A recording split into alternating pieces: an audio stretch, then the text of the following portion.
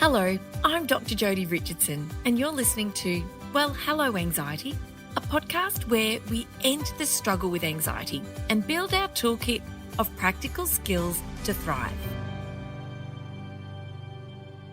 What's your default response when anxiety shows up? Take a moment to really think about it.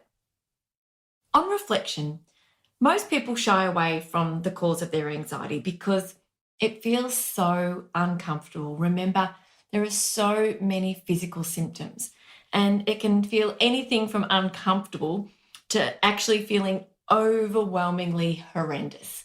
And so the idea that we want to move away from what makes us feel anxious so we don't feel like that, it's a very natural response.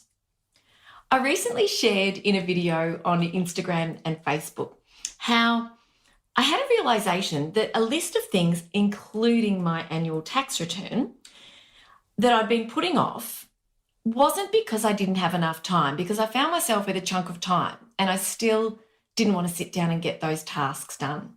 And it dawned on me that this sneaky anxiety of mine had stood in the way of me getting those tasks done. And for some of them, the longer we put something off, the harder it can be, especially if it involves other people. So I actually realized I was avoiding doing these things, and I shared a post to say, hey, this is what I've realized about myself. I've got a handful of things I need to get done. I'm going to try this different technique. I'm going to report back and let you know how it went. And it was actually quite funny because my accountant had seen that post and had known that I'd talked about my tax return, and she said she was eagerly waiting for it to arrive, or all the details that she needed to arrive in her inbox, which they did that very afternoon. So I was avoiding them because they made me feel anxious. It was uncomfortable, but I wasn't consciously saying to myself, I feel anxious, I don't want to do them. It was just this instinctive pulling back from what didn't feel good. So today's episode is about the action that I took, the strategy that I used, and how I had each and every one of those things ticked off my list that very afternoon. Welcome to Well, Hello Anxiety. I'm your host, Dr Jodi Richardson, and this is a podcast where we talk about changing our relationship with anxiety so it's no longer getting in the way of us living the life we want to live, and the same for the people that we care about. When we're chronically anxious, our world starts to shrink, and we can often stop doing the things that we enjoy, seeing the people that we love because we feel overwhelmed. But equally, we stop doing the things that might be boring or tedious or uncomfortable or difficult for the very same reason. So today I want to share a strategy that is powerful when it comes to moving forward with anxiety and getting things done. And it's a technique called opposite action. Now, the thing about this is when we can recognize that we're feeling anxious, we can recognize how it feels for us in our body, we can notice and name it, and we can put strategies into place to settle it back down. That in and of itself is powerful. But so often we need to learn how to move forward and bring some of that residual anxiety with us. We can't wait for it to go. We're not getting rid of it. It's our brain's alarm. It's there to keep us safe, so we're not trying to get rid of it. So opposite action is a strategy where you make a deliberate choice to actually do the exact opposite of what your anxiety is telling you to do. And in doing that, each time you actually create new pathways in the brain, and you strengthen these neural pathways through this repeated action of thinking differently. Thinking to yourself, right, my anxiety is saying don't do it. What if I did the very first step in the exact opposite of what my anxiety is telling me? So the afternoon, and I've got it here in front of me, I've kept it actually, I think it's a bit of a souvenir. I had to do 5 tasks. One of them was craft a new presentation. One of them was my tax return. One of them was to write some emails that made me feel uncomfortable. One of them was to create and record a video testimonial for an organisation that I love working with. That's Torch Productions, shout out, here in Australia. And I had to finalise an important project. So some of those are really big things. Others really could take just a matter of minutes. And what I did was I got a piece of paper and with a texter, I simply drew a big cross. And in the top left corner, I wrote task. In the top right corner, I wrote opposite action. And in the column under task, I wrote the 5 tasks I just read to you. And in the column under opposite action, I listed the very smallest step that I could take that was the opposite of what my anxiety was telling me. So I'll read them out to you. For the task of crafting a new presentation, my opposite action was just to brainstorm some ideas. For my tax return, it was to open the email that my gorgeous accountant, Beck, had sent to me, outlining the information that she needed to finalise my tax return. For the challenging emails, I wrote down that my opposite action would be to draft a reply. Just draft it, didn't even need to send it. For creating and recording a testimonial, I noted that my opposite action was to write 3 dot points of things that I wanted to say about Brandon and Ben and their wonderful work. And for the last one, which was to finalise an important project, I noted down that I just need to think about that project as a first draft. Because sometimes for people like me, a little bit of perfectionism can creep in.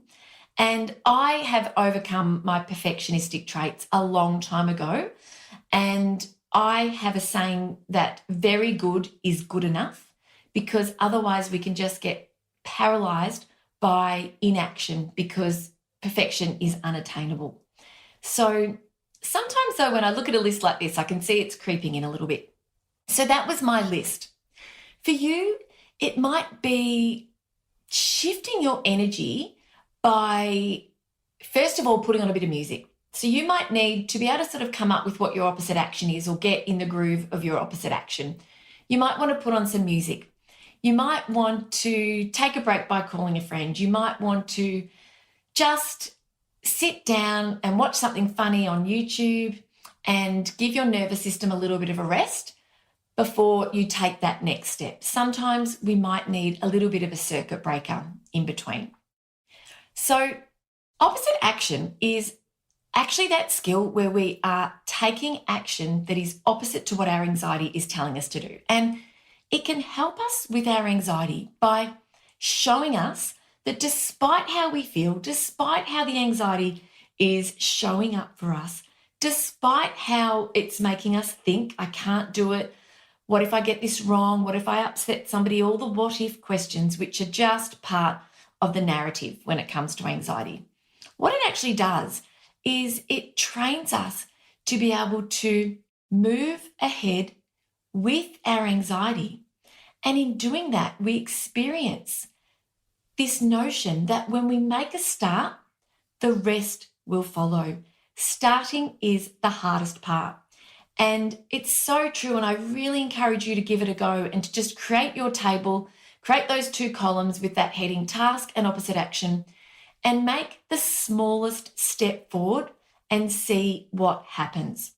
I would have been so proud of myself and would have felt such a sense of accomplishment if I had have merely done the first step for each of these 5 tasks in that afternoon. But what I did, because I got started and because I had a list in front of me in black and white, well, actually blue and white, I used a blue texter. So I had it in front of me. I had it all listed down. I was very clear on what I needed to do. But for each task, as I did the first step, the rest of it followed. And all of a sudden, one by one, all of those difficult, uncomfortable tasks were finished. And I sent the email to Beck and she wrote back and said, yes, I heard your Instagram post. As I mentioned earlier, I heard your video on your Instagram post, and she was just sitting ready and waiting for it. So, you're not alone. You're not alone. Anxiety is a challenge for so many of us, and it's driven by uncertainty. It makes us feel uncomfortable, and it makes us want to pull back and put ourselves in a position where we feel okay, we feel rested and calm, but we don't need to be calm. We need to be able to settle our system to a point where the anxiety might still be hanging around, but it can just come with us. We can take that first step and the rest will follow. So next time you find anxiety is holding you back, I urge you to give this a go. It's such a powerful tool, and it's one that I've put in my toolkit and I use regularly. And just by doing the opposite of what your anxiety is telling you to do, you can start to build momentum. The more you do it, the more you build those pathways in the brain, and the more this will become a natural response when anxiety shows up. Thank you so much for joining me for this week's episode. If you enjoyed it, please subscribe and leave a review. To keep the conversation going, I'd love you to join me over on Instagram. You'll find me at Dr Jodi Richardson. Also, if you'd like a copy of my free 5-day mini email course, Calm Your Anxious Brain, then jump over to my website, drjodirichardson.com, and you can sign up down the bottom. I've really enjoyed having your company. Thanks so much. See you next time.